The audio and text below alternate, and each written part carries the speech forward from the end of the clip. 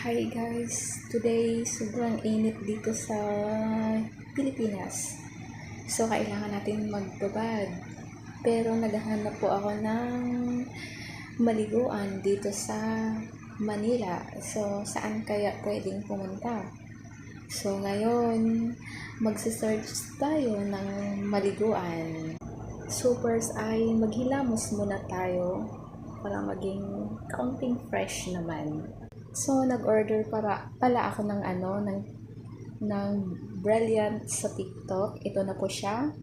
At saka may free din siyang ito sa TikTok. Try nga natin to si Brilliant.